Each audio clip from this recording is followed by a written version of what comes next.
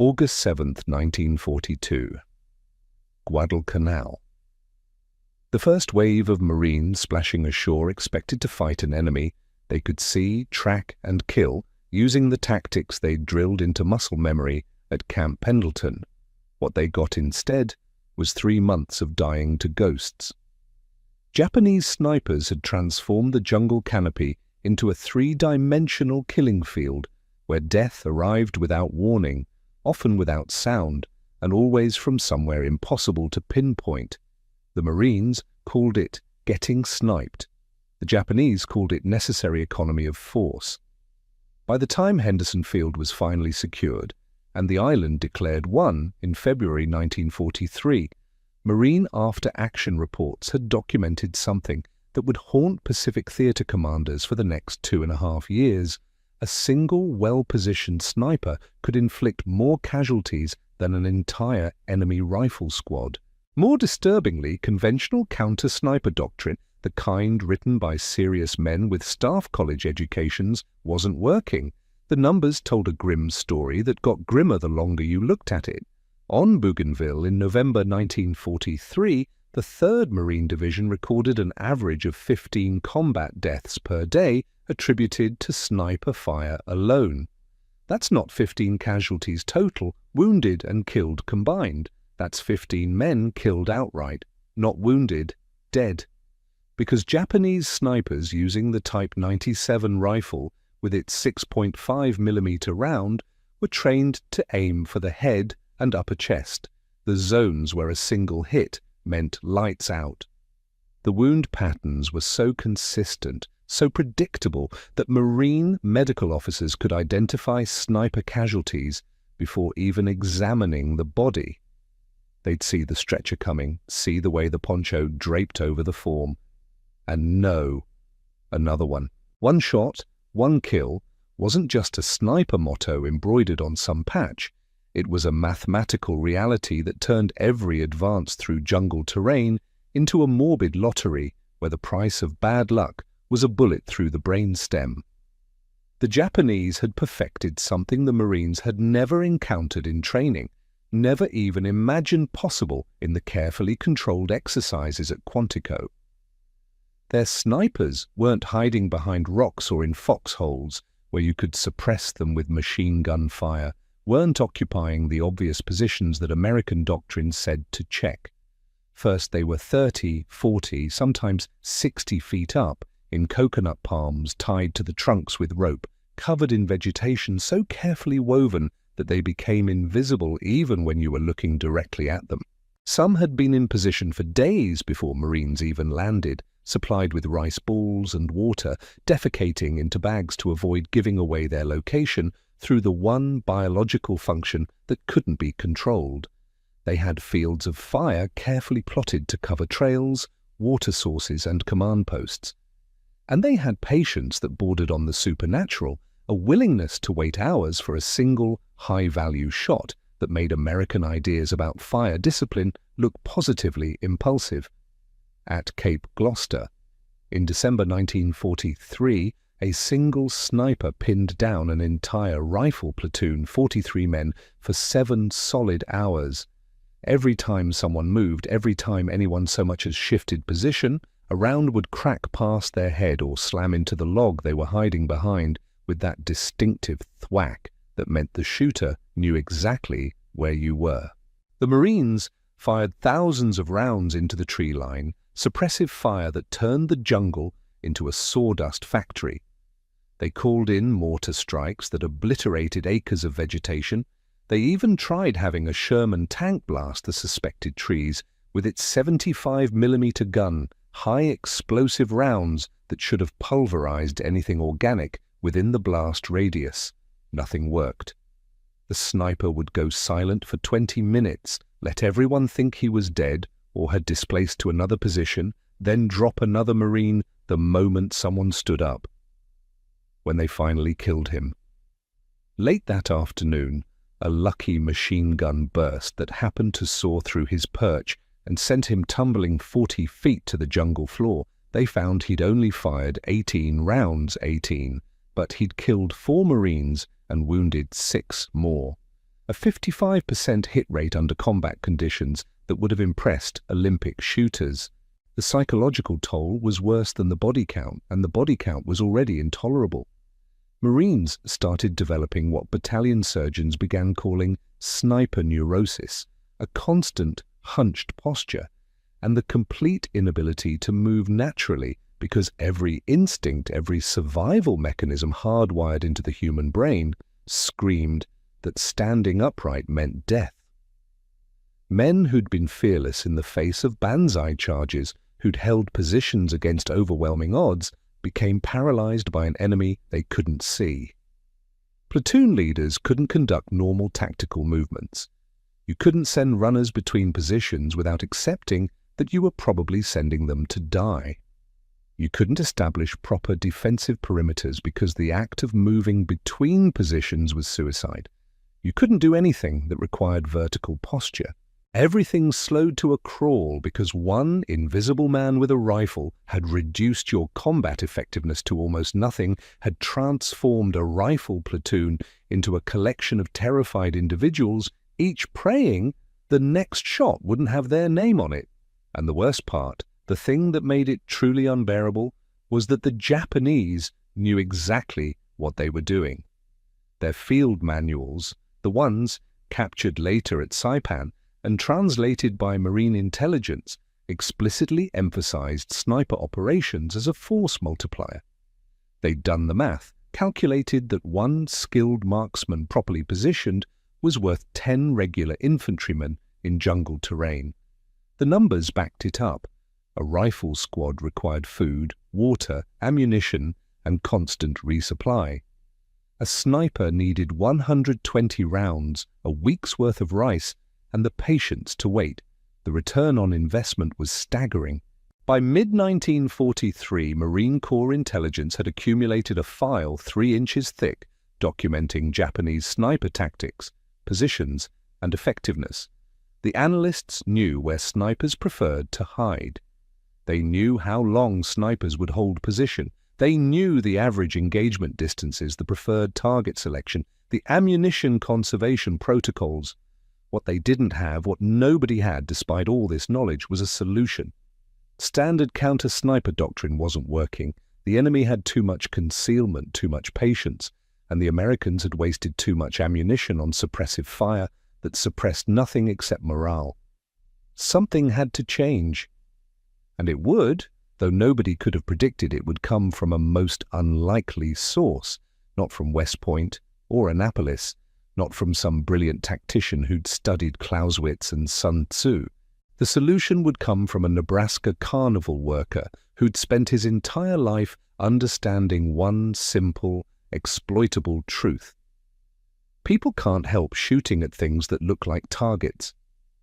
Sergeant William Eldridge wasn't supposed to be the guy who changed Marine Corps tactics and saved thousands of lives. He was supposed to be running the shooting gallery at the Nebraska State Fair, just like his father and grandfather before him, 3 generations of Eldridges watching people try to win stuffed animals by shooting metal ducks with .22 rifles that were deliberately miscalibrated. But Pearl Harbor had other plans for everyone, disrupted every normal trajectory, and in March 1942, Eldridge walked into a recruiting office in Lincoln with skills that seemed utterly worthless for modern warfare. 20 years of experience watching people shoot at moving ducks. 20 years of knowing exactly when they'd pull the trigger, understanding the micro-expressions that preceded the shot, recognizing the tells that separated good shooters from bad ones. 20 years of understanding that shooters, all shooters, regardless of skill level, always took the bait. His platoon mates at boot camp thought he was crazy, not dangerous crazy, not the kind of crazy that gets you Section 8'd out of the service. Carnival crazy, the guy who'd seen too many coin tosses and ring throws and couldn't stop analyzing human behavior like it was all one big midway game at Camp Pendleton, while everyone else obsessed over proper fieldcraft and fire discipline, while they practiced immediate action drills and studied the Marine Corps manual on small unit tactics. Eldridge kept muttering about trigger timing and visual commitment. He'd watch rifle practice and start analyzing the shooters like they were customers at his gallery, noting who compensated for recoil and who anticipated the shot. His squad leader finally told him to shut up about the carnival unless he wanted to peel potatoes until the war ended. The message was clear. Nobody cared about carnival psychology. This was the Marine Corps. This was serious. So Eldridge shut up. He kept his observations to himself, stopped trying to explain what he saw, and focused on becoming an adequate Marine, not exceptional, just adequate enough to survive whatever was coming. He qualified as marksman with the M1 Garand, acceptable, but not impressive. He learned to dig a fighting hole and string barbed wire and read a map. He absorbed the lessons about fire and maneuver, about supporting arms, about all the doctrine that was about to prove inadequate against an enemy that fought differently than the manual assumed. Then came Bougainville. November 1943. Third day of the campaign. Eldridge's company was trying to advance down a trail that a Japanese sniper had turned into his personal hunting preserve, his private shooting gallery, where the prizes were American lives, 6 Marines down in 90 minutes. Nobody could spot the shooter. Nobody could even narrow down his position to within a 40-degree arc. Standard procedure said call for artillery, suppress the area with indirect fire, wait him out. Hope that tons of high explosive would accomplish what accurate rifle fire couldn't. But Eldridge was watching the bullet impacts, tracking the angles, doing the mental geometry that came naturally after 20 years of calculating where carnival customers were aiming, and suddenly he wasn't seeing a sniper anymore. He was seeing that kid from Omaha who used to come to the fair every year, the one who'd empty his pockets trying to knock down metal rabbits, who'd fire shot after shot at targets he knew were rigged but couldn't help engaging anyway. Same behavior, same psychology, same exploitable pattern. He told his lieutenant he had an idea.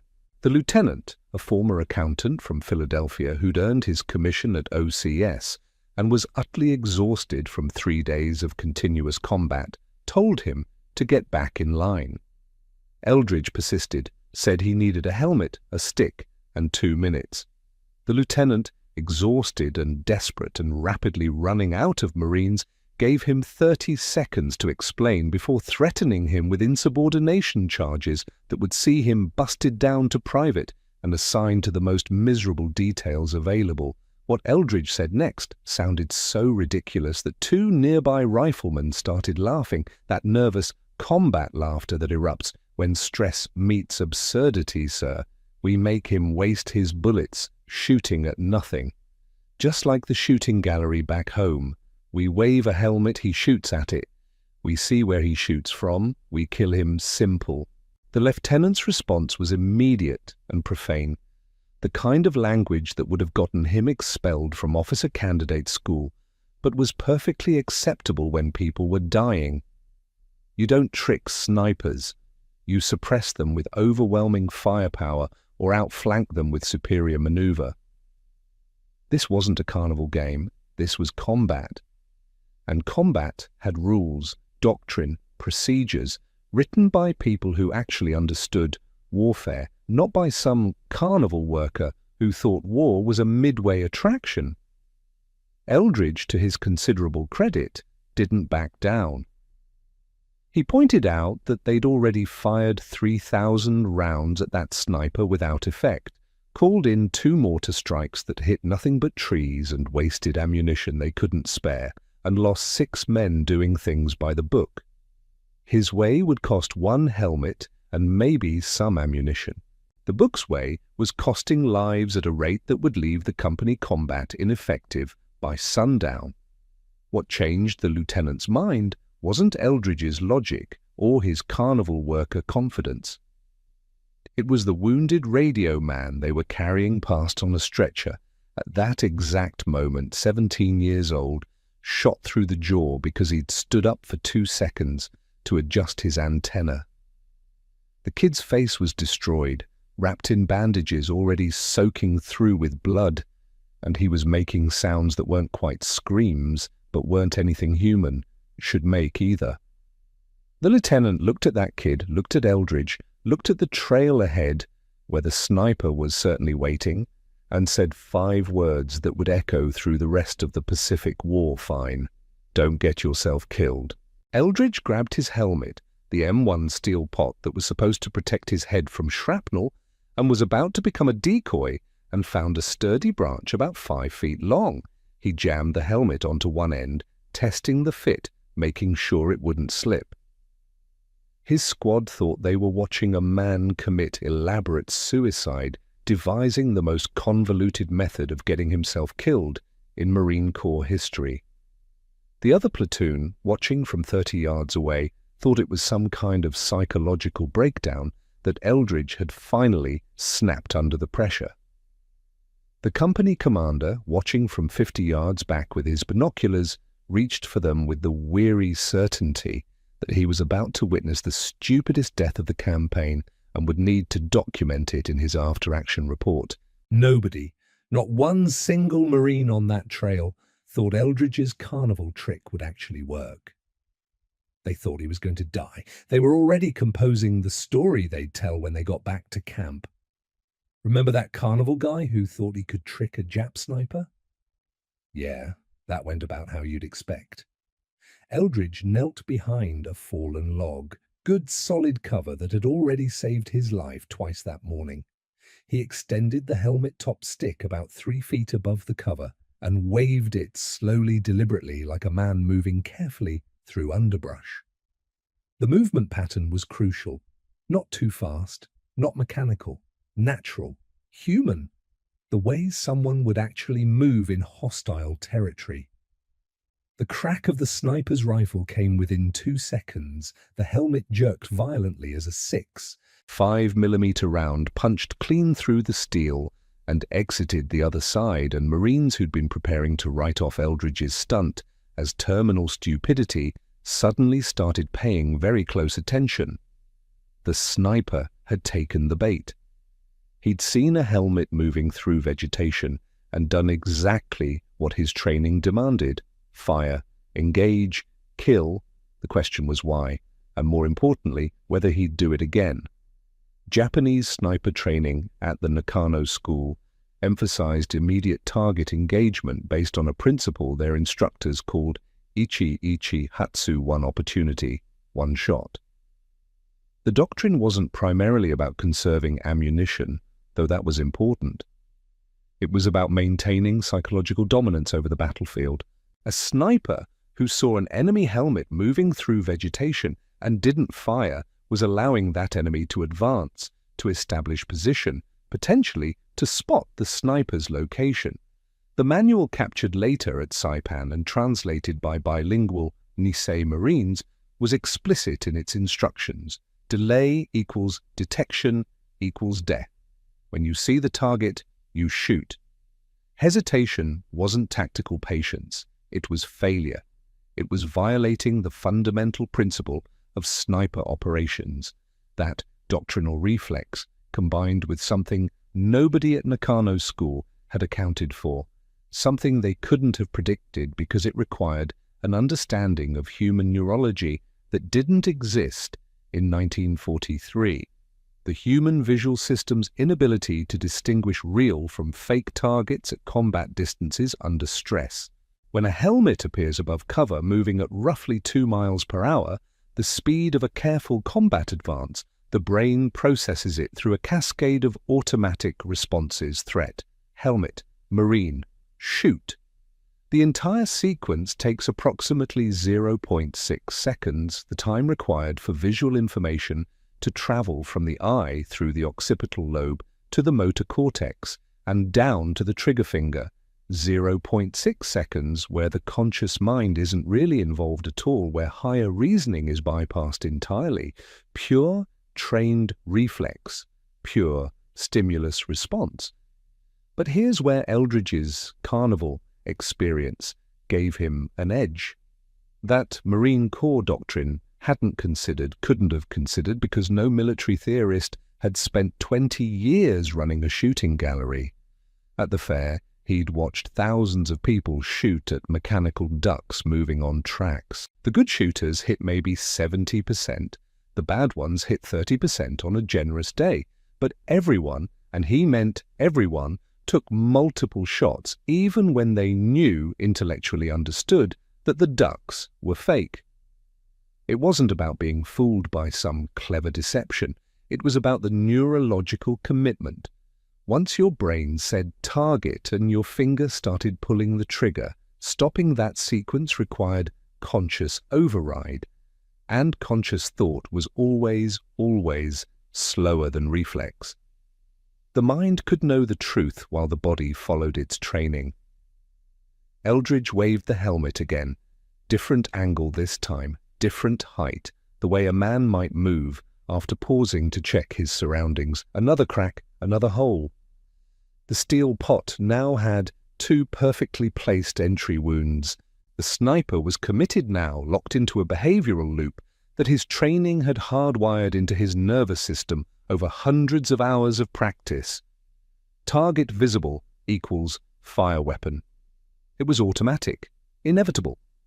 Each shot took roughly 4 seconds to cycle, work the bolt, extract the spent casing chamber, a new round, acquire sight picture, control breathing, squeeze trigger. 4 seconds where the sniper's conscious mind could theoretically intervene and say, wait, this might be a decoy. But 4 seconds wasn't enough time to overcome training that had been drilled to the point of automaticity. The motion looked right. The silhouette looked right. The speed looked right. And that doctrinal imperative, shoot or allow enemy advance, overrode skepticism every single time. Better to waste 1 round on a decoy than let a real Marine advance 3 feet closer. Corporal James Henshaw, a Marine marksman from rural Montana who'd grown up shooting coyotes at 300 yards, was counting the shots and tracking the muzzle flashes. By the 3rd shot, he had the sniper triangulated to within a 10-foot radius. 40 feet up in a coconut palm about 80 yards northeast, hidden in a cluster of fronds that provided perfect concealment. The 4th shot confirmed it, a tiny flash, barely visible even to someone who knew what to look for. But there, present, real. Henshaw settled his Springfield .03 rifle, the legendary Marine sniper weapon that had served since World War I. He controlled his breathing exactly the way he'd been trained at Quantico, exactly the way his grandfather had taught him on the Montana plains. Slow exhale, natural pause, squeeze. He sent 170 grains of copper-jacketed lead through the space where that flash had originated, through 80 yards of humid air, through the fronds, and into the Japanese sniper who'd made the fatal mistake of shooting at a carnival trick. The subsequent silence lasted about 10 seconds before someone started laughing. Then everyone was laughing, that slightly hysterical combat laughter that erupts when you realize something impossibly stupid just worked, when the universe violates your expectations in a way that leaves you alive. Eldridge lowered his stick, examined the helmet with its 2 neat holes, and said the most Eldridge thing possible, the sentence that would be repeated in every officers' club in the Pacific Theater within a month. Told you.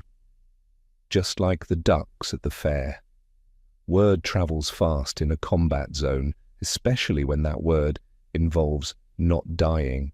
Within 48 hours, every rifle company in the 3rd Marine Division had heard about the Nebraska Carnival Sergeant who'd turned sniper hunting into a puppet show. Some officers dismissed it as lucky fluke, a one-time success that wouldn't replicate under different conditions. Others wanted to see it for themselves, wanted to verify that this absurdity actually worked. The company commander, a captain from Virginia who'd lost 11 men to snipers in 2 weeks and was approaching his breaking point, decided Eldridge was going to give a demonstration whether he wanted to or not. The opportunity came at Tarawa in November 1943, during what would become the bloodiest 76 hours of the Pacific War to that point. The Marines hit the beaches on November 20th, expecting heavy resistance at the water's edge, expecting to fight for every yard of coral. What they got was that, plus something worse. Japanese snipers who'd survived the naval bombardment, who'd hidden in reinforced positions while American battleships threw tons of steel at the island, and who were now methodically picking off anyone who thought they'd secured an area. The 2nd Marine Division's casualty reports from day one showed 38 confirmed sniper kills, a number that made conventional counter-sniper operations look completely inadequate, almost laughably insufficient. Eldridge's squad got tasked with clearing a Japanese strongpoint on day 2, a cluster of damaged bunkers where at least 3 snipers had established interlocking fields of fire. It was a nightmare position, the kind of defensive setup that made assault planners weep. Standard assault doctrine would have meant calling in air support, probably losing a dozen Marines in the approach, and hoping you caught the snipers in the blast radius before they killed everyone exposed during the advance. Instead, their platoon leader, now a true believer, after Bougainville, gave Eldridge the green light to try his carnival routine with proper support. They set up 4 helmet stations at different points around the strongpoint, each one manned by a Marine with a stick and the absolute, possibly insane faith that he was about to become a bullet magnet. The plan was coordinated, almost choreographed. Wave the helmets in sequence, create multiple targets, force the snipers to reveal themselves through muzzle, flash, and impact patterns. Behind each helmet operator, a Marine sniper with an 03 Springfield and a Unertl scope waited for something to shoot at that wasn't a decoy. The operation started at 08:30 hours and turned into a masterclass in behavioral exploitation, a demonstration that would be studied in staff colleges for decades. First helmet goes up. Crack. Bullet. Flash spotted. Second helmet. Crack. Different angle, different shooter. Second sniper identified. Third helmet. Crack. Third sniper confirmed. The Japanese marksmen couldn't help themselves, couldn't override the training that demanded immediate engagement. Their training, their doctrine, their entire tactical framework demanded they engage visible targets immediately. 4 Marines waving helmets on sticks had just turned 3 lethal snipers into predictable stimulus response machines, had reduced trained warriors to laboratory rats pressing levers. Over the next 2 hours, those 4 helmets drew 47 separate shots from the Japanese positions. 47 times a sniper saw what looked like a Marine head moving through the battlefield. 47 times he pulled his trigger, followed his training, did everything right according to his manual, and 47 times he accomplished nothing except revealing his location to Marines who were very, very good at shooting back. The Marine counter-snipers kept careful count, documented everything for the after-action report. First sniper eliminated at 08:45 hours, second at 09:20, third at 09:53. Then things got interesting, got weird in a way nobody had anticipated, because the helmet trick had attracted snipers from adjacent positions. They'd heard the firing, heard what sounded like a target-rich environment, and moved closer to participate. By 10:30 hours, Marine marksmen had confirmed 11 Japanese snipers killed, all drawn in by the decoys like moths to a flame, all eliminated by shooters who'd never have spotted them without the helmet trick, forcing them to give away their positions, the cost to the Marines. 4 helmets with multiple holes, some sore arms from holding sticks for 2 hours, and 0 casualties, 0. In an operation that conventional doctrine suggested would cost at least 8 to 10 killed, and twice that wounded, Eldridge's carnival game had achieved complete tactical success without losing a single Marine. Not one. The battalion commander showed up personally to watch the last hour. He didn't say much, just stood there with his arms crossed, smoking cigarette after cigarette, watching helmets bob on sticks while his snipers dropped Japanese marksmen one by one. When it was over, when the firing had stopped and the battlefield had gone silent, he looked at Eldridge and asked one question. Can you teach this? Eldridge could teach it, but what he really taught the Marine Corps, what the ramifications of his carnival trick revealed, was something Japanese logistics officers had been quietly worrying about since Guadalcanal ammunition arithmetic. The brutal mathematics of island warfare. Every Japanese sniper deployed to the Pacific carried 120 rounds in 6 stripper clips of 20 rounds each. That sounds like plenty until you realize it had to last for the entire duration of their deployment, which on fortified islands meant weeks or even months with zero resupply. Their supply doctrine assumed 15 rounds expended per day maximum, which meant an 8-day supply if they were disciplined, if they took only high-probability shots. The helmet trick could burn through 50 rounds in an afternoon, 50 rounds shooting at nothing, at empty steel pots waved by carnival workers who understood human psychology better than military theorists did. Marine intelligence first documented the ammunition constraint in January 1944 when they overran a sniper position on New Britain and found a dead Japanese marksman with only 7 rounds remaining. But more importantly, they found a handwritten note tucked into his ammunition pouch.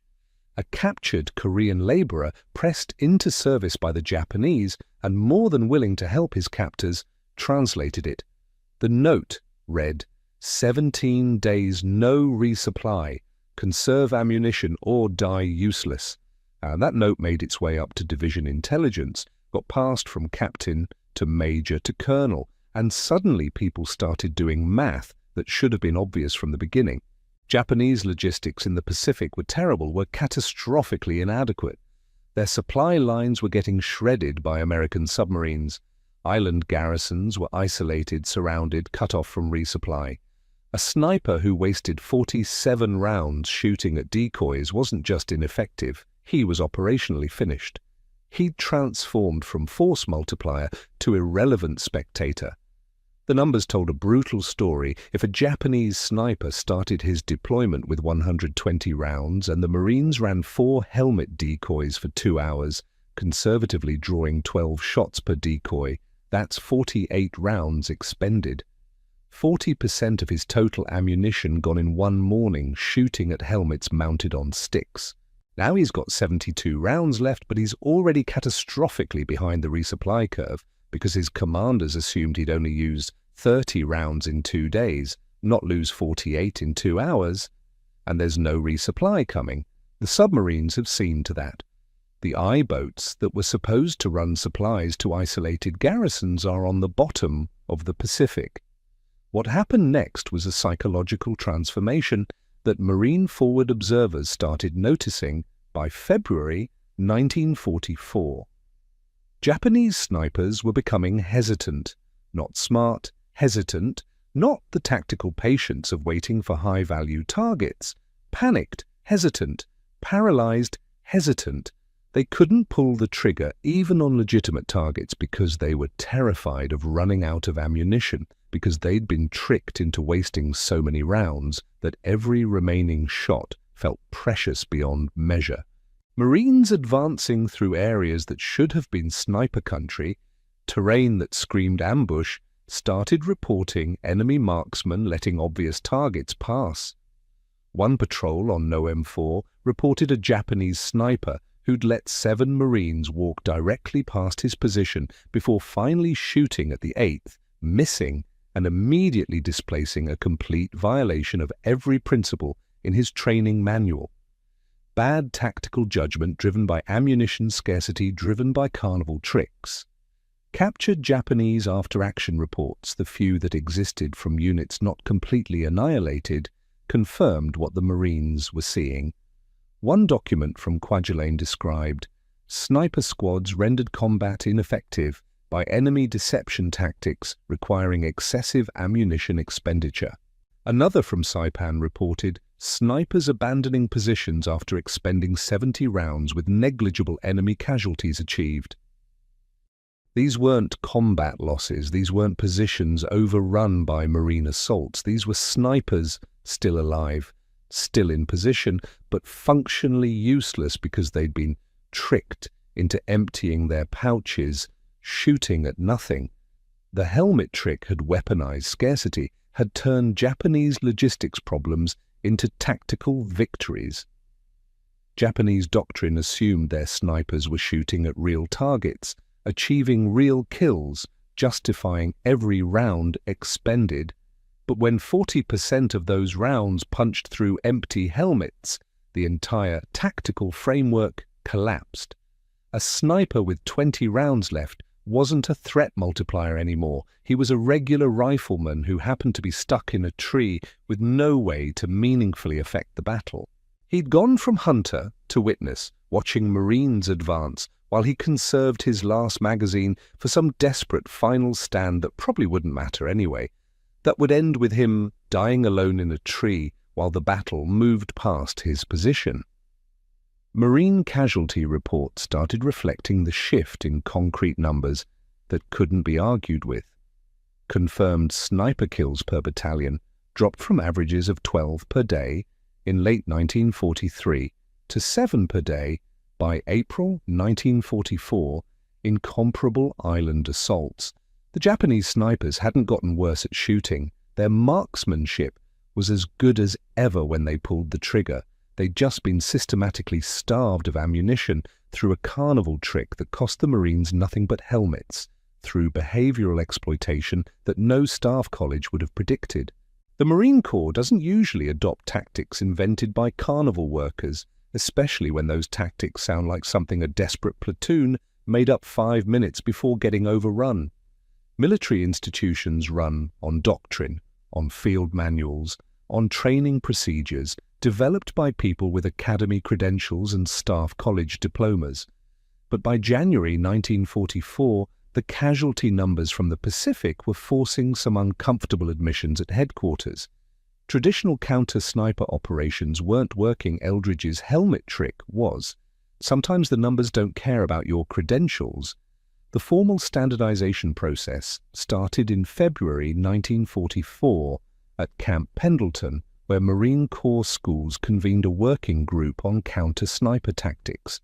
They brought in Eldridge, now sporting a Bronze Star he thought was ridiculous, and asked him to demonstrate his technique to a room full of skeptical officers who'd spent their entire careers studying warfare through the lens of established military theory. What they saw was a Nebraska sergeant waving a helmet on a stick while explaining sight picture acquisition and trigger psychology using carnival terminology that wasn't in any field manual, that sounded almost comically inappropriate in a military context. He talked about taking the bait and sucker shots and the commitment problem. Half the room thought it was embarrassing, thought it degraded the profession of arms. The other half thought it might save lives. That was the divide, dignity versus effectiveness. The compromise was typical military bureaucracy, the kind of solution that preserves everyone's face while adopting what works. They'd adopt the tactic, but dress it up in proper doctrinal language.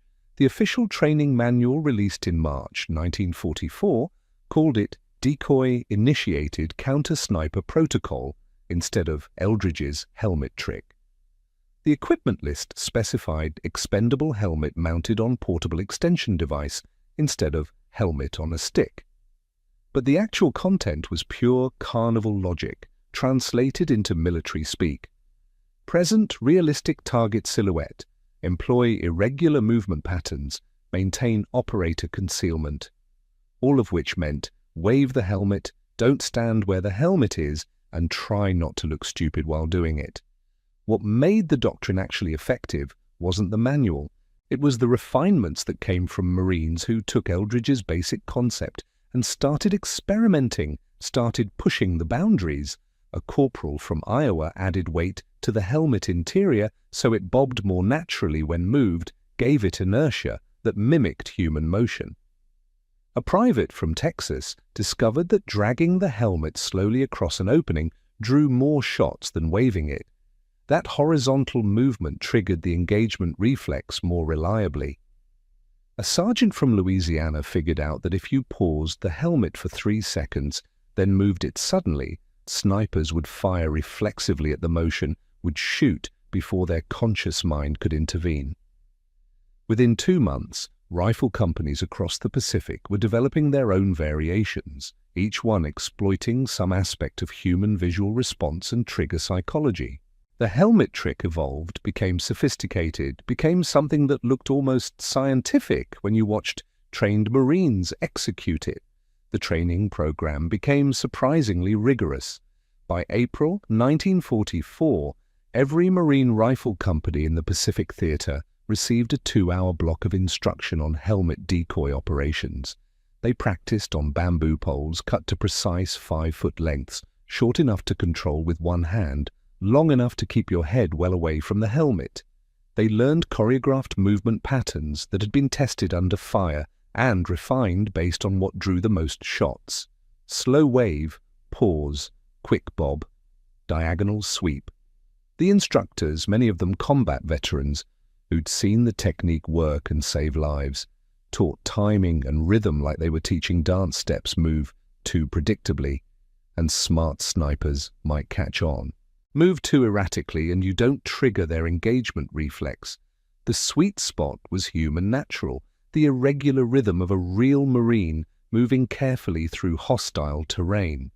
Some units added theatrical elements that would have made Eldridge proud, that showed they'd internalized the carnival psychology. They put lieutenant bars on some helmets to make them priority targets, banking on Japanese doctrine that emphasized killing officers. They attached fabric strips to simulate camouflage covers fluttering in wind.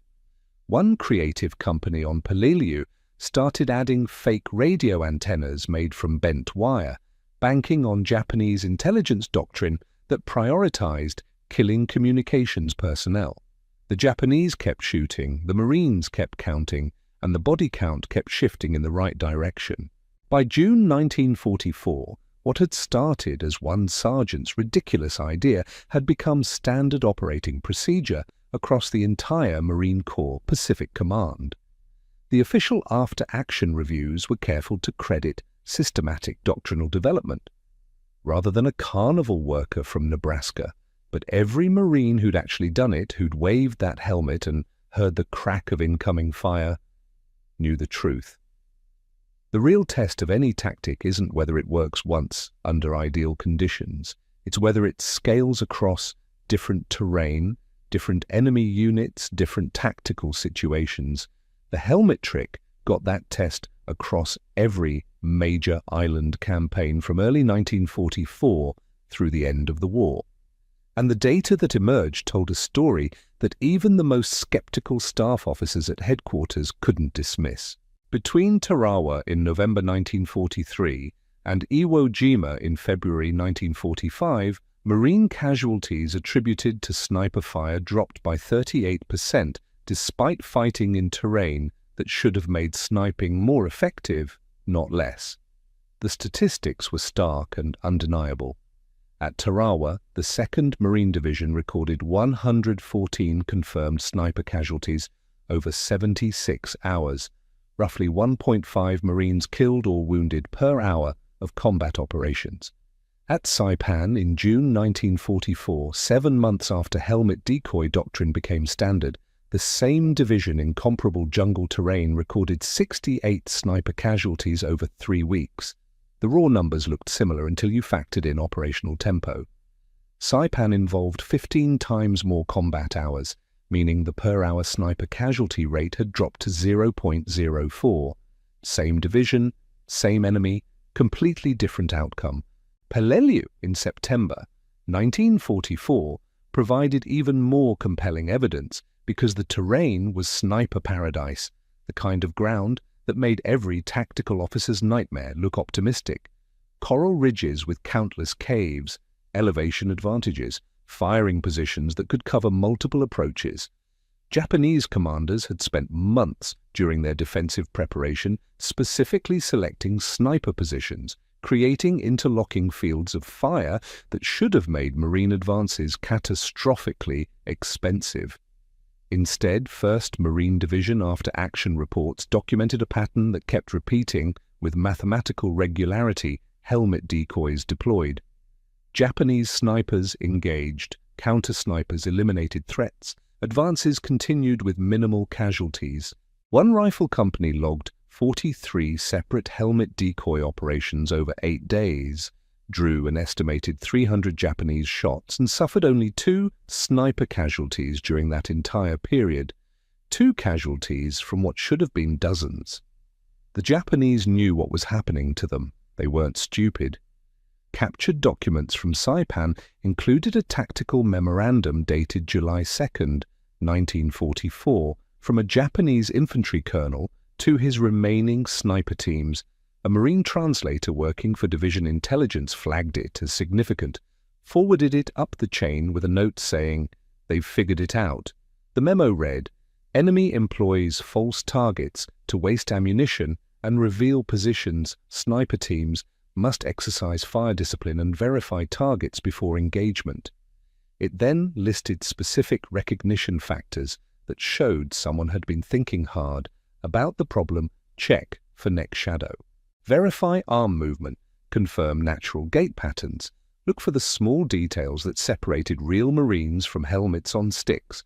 It was a desperate attempt to counter-program the reflexive target engagement that Japanese doctrine had spent years drilling into their snipers, to override training that had been hammered into muscle memory through thousands of repetitions.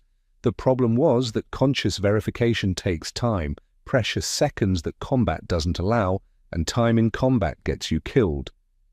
A sniper who paused 3 seconds to verify whether that helmet was real or fake was a sniper who let actual Marines advance 3 seconds closer to his position, who allowed the enemy to close the distance that was his only protection. Japanese field commanders were trapped between 2 bad options, caught in a dilemma the Marines had deliberately created: shoot reflexively and waste ammunition on decoys, or hesitate and allow enemy advances. The Marines had weaponized that dilemma, and there wasn't a good doctrinal answer. Both options led to defeat. By Iwo Jima in February 1945, captured Japanese position maps told the final story in stark visual terms. Marine intelligence recovered planning documents from a destroyed command bunker that showed sniper positions color-coded by ammunition status. Red positions indicated critical ammunition shortage. The map had 43 sniper positions marked across the island.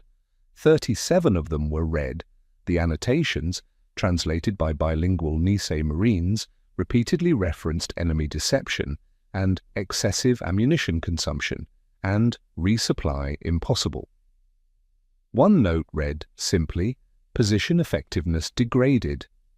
These weren't positions that had been overrun or destroyed by direct assault. These were positions still occupied by living Japanese snipers who'd been reduced to tactical irrelevance because they'd shot at too many helmets, because a carnival worker from Nebraska had figured out how to turn their training against them.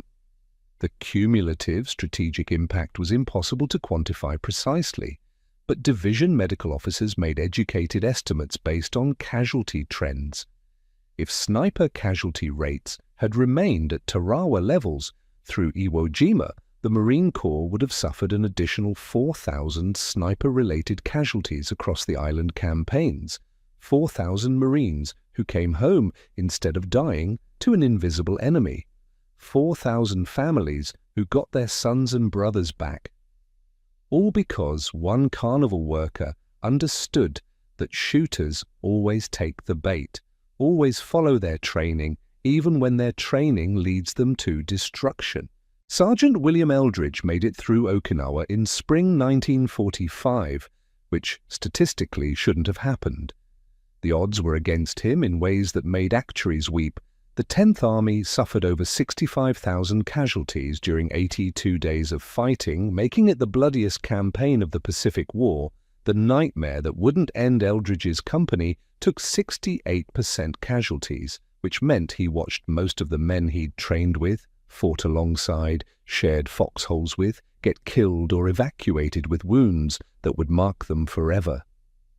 He spent those final months of combat doing the same thing he'd been doing since Bougainville, waving helmets on sticks, teaching new replacements the carnival tricks, trying to compress years of observation into hours of instruction, trying not to think about how something that seemed so obvious to him had somehow become revolutionary military doctrine, had saved thousands of lives through pure common sense. When the war ended in August 1945, after the atomic bombs fell and the Emperor's voice crackled over Japanese radios for the first time in history, Eldridge was a staff sergeant with decorations he didn't much care about, a Bronze Star for that first helmet trick on Bougainville, 2 Purple Hearts from wounds he barely remembered getting, fragments of metal that had torn through his body during firefights that blurred together into one continuous nightmare.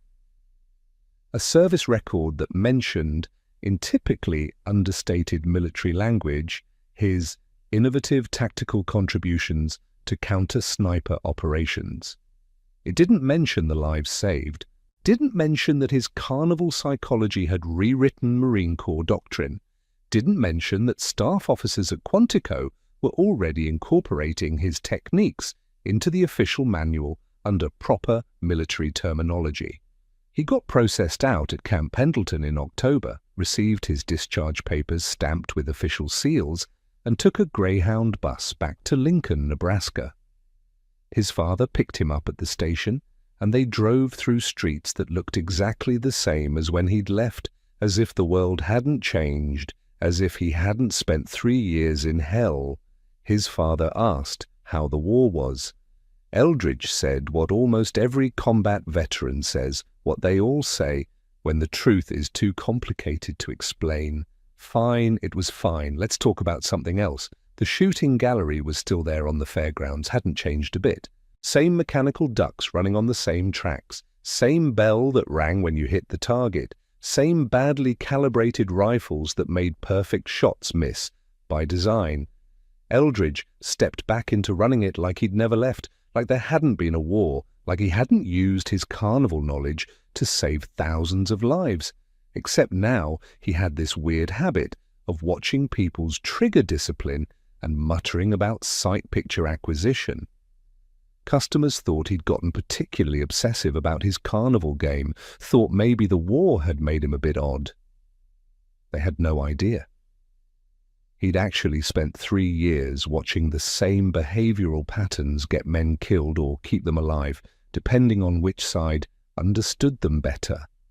The Bronze Star citation arrived by mail in November 1945, forwarded from Marine Corps headquarters in Washington. Official letterhead, proper formatting, the bureaucratic language of military awards. It credited him with exceptional ingenuity in developing counter-sniper techniques that significantly reduce casualties across multiple campaigns. Eldridge read it once, read those sanitized words that turned horror and death into bureaucratic achievement, put it in a drawer, and never brought it up, unless someone directly asked. And even then, he downplayed it. When people did ask, usually other veterans who recognized the ribbon when he wore it to VFW meetings, his explanation was always the same. Consistent, modest, just seemed like common sense. Shooters shoot at targets. We gave them fake targets, not exactly rocket science, but it was rocket science, or at least behavioral science, neurology, and tactical psychology wrapped up in carnival intuition that no academic could have predicted. Eldridge never framed it that way because he'd learned everything by watching thousands of people try to win stuffed animals at the Nebraska State Fair. He didn't know the academic terms for visual stimulus response or doctrinal behavioral conditioning. He'd never read a psychology textbook. He just knew that people, Japanese snipers included, couldn't help shooting at things that looked like things they were supposed to shoot at. And once you understood that fundamental truth about human nature, the rest was just execution. The Marine Corps kept using helmet decoy tactics through Korea in the early 1950s and into Vietnam in the 1960s, with modifications for different terrain and enemy doctrine. The basic principles stayed the same because human psychology stayed the same: exploit the opponent's training and reflexes against them, use cheap decoys that cost nothing and saved lives, force the enemy to reveal himself through the very tactics he'd been trained to use. Various field manuals over the decades credited the technique to systematic doctrinal development in the Pacific theater, without mentioning that it came from a carnival worker who thought the whole thing was obvious, who couldn't understand why military professionals hadn't figured it out themselves. Eldridge ran the shooting gallery until he died in 1987 at age 71, a heart attack that took him quickly while he was restocking the prizes. His obituary in the Lincoln Journal-Star mentioned his Marine Corps service in one sentence, a brief acknowledgement that he'd served in the Pacific. Then it spent 3 paragraphs talking about how he'd been a fixture at the State Fair for 50 years, how generations of Lincoln families had memories of trying to win prizes at his gallery, how he'd become part of the city's cultural fabric. Nobody mentioned that his carnival trick had saved thousands of lives. Nobody mentioned that he'd turned Japanese sniper doctrine inside out using principles he'd learned watching people shoot at mechanical ducks. Nobody connected the shooting gallery operator with the sergeant who'd changed Marine Corps tactics. He probably would have preferred it that way. Eldridge wasn't looking for glory or recognition. He'd seen too much death to romanticize warfare, had watched too many good men die to think of combat as anything but necessary horror. Common sense doesn't need monuments. It doesn't need plaques or historical markers. It just needs to work. And his carnival trick had worked beyond anyone's wildest expectations, had saved lives through understanding something fundamental about human behavior that all the military theory in the world had missed. The helmet trick became one of those innovations that seems obvious only in retrospect, only after someone demonstrates it and you wonder why no one thought of it. Before, military historians studying the Pacific War eventually recognized it as a brilliant example of asymmetric tactical innovation, of bottom-up problem-solving that outperformed top-down doctrine. Staff colleges began using it as a case study in creative thinking, in being willing to accept solutions from unexpected sources, but they taught it without the carnival context, without understanding that Eldridge's entire life had been preparation for that moment on Bougainville when he looked at a sniper problem and saw a shooting gallery customer.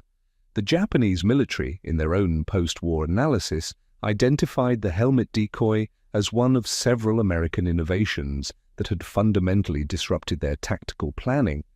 They trained their snipers to shoot at visible targets immediately, had built an entire doctrine around immediate engagement, and the Americans had turned that doctrine into a liability. The captured documents show Japanese officers struggling to understand how their well-trained snipers had been reduced to shooting at empty helmets, how behavioral exploitation had succeeded where overwhelming firepower had failed.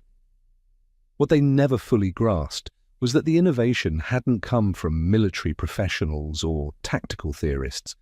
It had come from a man who understood human psychology through 20 years of watching people try to win stuffed animals, who understood that training creates patterns and patterns can be exploited. The Japanese had trained their snipers too well, had made immediate engagement so automatic that conscious thought couldn't override it fast enough. And Eldridge had recognized that vulnerability because he'd spent his life exploiting similar vulnerabilities in carnival customers. The true genius of the helmet trick wasn't in its complexity. It was in its simplicity. No advanced technology required, no special equipment beyond a stick and a helmet, no extensive training beyond understanding basic human psychology. Any Marine could do it once they understood the principle. That scalability, that democratic accessibility, was what made it revolutionary. It wasn't a technique that required elite snipers or special operations training. It was common sense made tactical, carnival psychology applied to warfare. The lives saved can't be counted with precision. The statistics show a 38% reduction in sniper casualties after the technique became standard.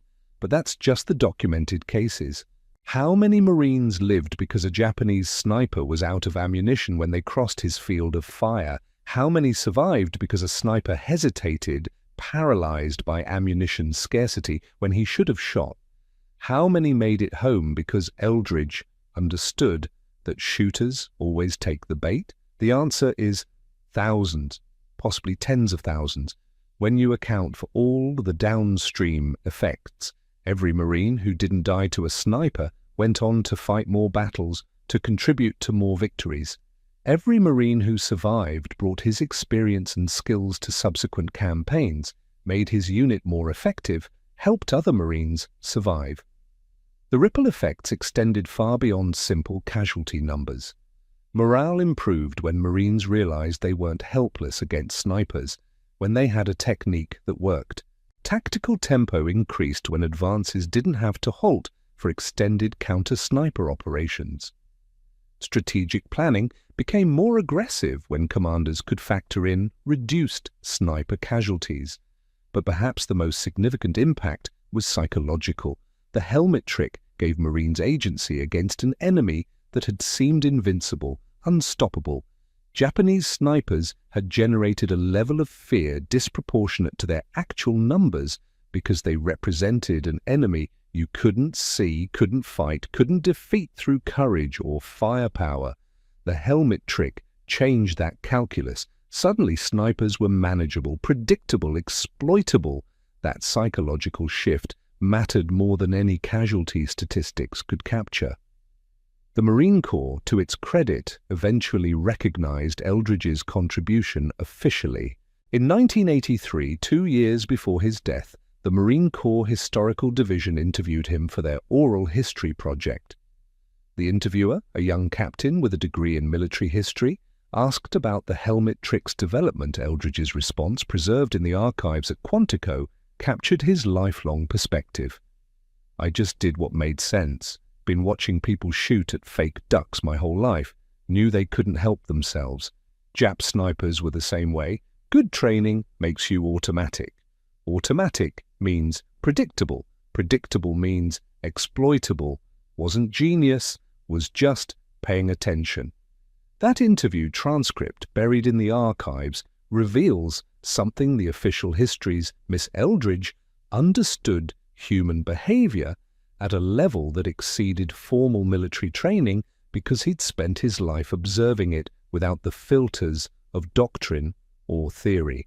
He'd watched pure stimulus response thousands of times, had internalized patterns that military psychologists were only beginning to study formally. His carnival background wasn't a disadvantage overcome. It was the exact preparation needed for the problem he encountered. The Marine Corps made the helmet trick. Eldridge received official recognition, but the technique itself became immortal in a different way. It entered the informal tactical culture. The knowledge passed from veteran to replacement, from one generation of Marines to the next. Sergeants taught it to privates. Officers mentioned it in their lessons on tactical innovation. It became part of the institutional memory, stripped of Eldridge's name but carrying his insight. Understand your enemy's training, understand human psychology, and you can turn strength into weakness. In Korea, Marines used variations of the helmet trick against Chinese and North Korean snipers. The principles remained valid even as the enemy changed in Vietnam. The technique evolved again, adapted to jungle warfare against Viet Cong, who employed their own sniper tactics. Each generation of Marines rediscovered the fundamental truth Eldridge had understood: shooters shoot at targets. Give them fake targets and they'll shoot themselves into irrelevance. Modern military training still teaches versions of the helmet decoy, now dressed in terminology about signature management and deceptive targeting. The principle remains unchanged: force the enemy to reveal himself through his own training and doctrine. The technology has evolved. Thermal imaging and drone surveillance would have amazed Eldridge, but the psychology hasn't. Human beings still respond to training automatically. Trained reflexes still override conscious thought. A sniper who sees a target-shaped object moving at target speed still has to fight against years of conditioning that says, "Shoot now." Eldridge died without knowing how far his innovation had reached, how many lives it had saved across decades of conflict. He died thinking he'd done something obvious, something any sensible person would have figured out. That misunderstanding of his own contribution was perhaps his most endearing quality. He never grasped that obvious solutions are only obvious after someone demonstrates them, that common sense applied to complex problems is the rarest form of genius. The shooting gallery at the Nebraska State Fair still operates, though under different management now. The mechanical ducks still run on tracks, people still try to win prizes. But a small plaque near the entrance mentions that this gallery was operated by Staff Sergeant William Eldridge, USMC, whose carnival experience led to innovations that saved thousands of lives during World War II. Most visitors ignore the plaque, focused on the game. But occasionally a veteran stops to read it, recognizes the name from some half-remembered story, and understands that this humble carnival game was the training ground for a technique that changed military history. The Japanese snipers who wasted hundreds of rounds shooting at Eldridge's helmets never knew they were being exploited by carnival psychology. They died or survived the war, thinking they'd fought honorably, had followed their training, had done everything their doctrine demanded. They never understood that their training, their discipline, their adherence to proper procedure had been weaponized against them by a man who'd spent his life watching people shoot at fake ducks. That's the final irony of Eldridge's story. The Japanese had invested enormous resources in sniper training, had developed sophisticated doctrine, had created what they believed was the ultimate jungle warfare technique. And it was defeated by carnival psychology, by insights gained from watching Americans try to win stuffed animals at county fairs. The most advanced military training of its era was countered by the most humble, civilian experience, imaginable common sense, defeated doctrine. Observation trumped theory. And a carnival worker from Nebraska saved thousands of lives by understanding one simple truth. People can't help shooting at things that look like targets. Sometimes the most profound military innovations come not from academies or staff colleges, but from unexpected places where someone has been paying attention to human nature long enough to understand its patterns.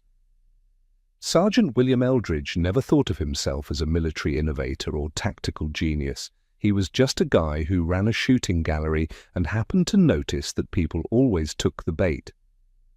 That modest self-assessment was completely accurate and profoundly wrong. He was exactly what he thought he was.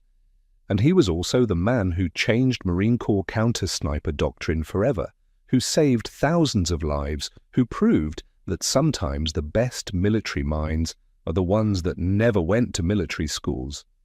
The helmet trick remains his legacy, though few remember his name. Every Marine who used it, who waved that helmet and watched enemy snipers waste their ammunition, was benefiting from Eldridge's carnival wisdom. Every life saved, every advance made possible, every victory won because snipers couldn't stop the assault, owed something to a Nebraska sergeant who understood that trained reflexes can't distinguish real from fake when both look exactly like what you're trained to shoot. In the end, that's what matters.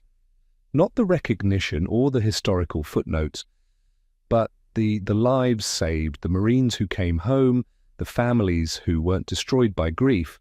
Eldridge would have said that was just common sense, that saving lives when you can is the only thing that matters. And he would have been right, just as he was right about the helmet trick, right in the way that simple truths are always right when you finally see them clearly. Common sense doesn't need monuments, it just needs to work.